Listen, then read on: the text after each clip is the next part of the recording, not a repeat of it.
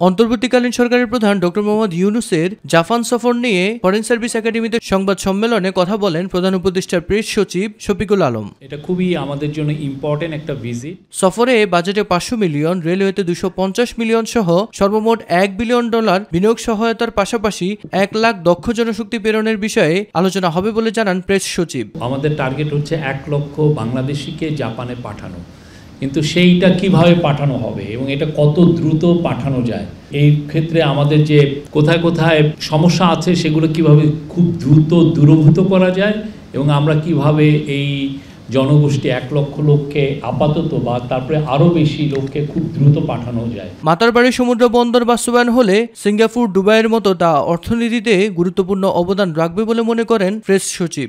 মাতারবাড়ির একটা বড় অ্যাডভান্টেজ হচ্ছে যে এখানে যে সমস্ত জাহাজের ড্রাফট 20 মিটার তারাও এখানে এসে ভিড়তে পারবেন, তো সেই জন্য এটার জন্য বড় বড় জাহাজ, ফলে আমাদের যেটা হবে যে আমরা তখন মাতারবাড়ি ডিপসিপের পোর্টকে যদি 6টা টার্মিনাল যখন তৈরি হয়ে যাবে, আমাদের আর বাংলাদেশ থেকে এটা সিঙ্গাপুরে আর আমাদের প্রোডাক্ট পাঠানো লাগবে না, যে ওইখান থেকে আবার বিভিন্ন বড় বড় পোর্টে যে পাঠানো এটা এখন ডাইরেক্ট মাতারবাড়ির থেকে হবে। এদিকে জুলাই পরিবারকে 10 লক্ষ টাকার আর্থিক সহযোগিতার পাশাপাশি আহতদের বিভিন্ন দেশ থেকে চিকিৎসক এনে এবং বিদেশে পাঠিয়ে চিকিৎসা নিশ্চিত করছে বলে মন্তব্য করেন উপপ্রেস সচিব আজাদ মজুমদার। মিফতাক আলী, মাই টিভি, ঢাকা।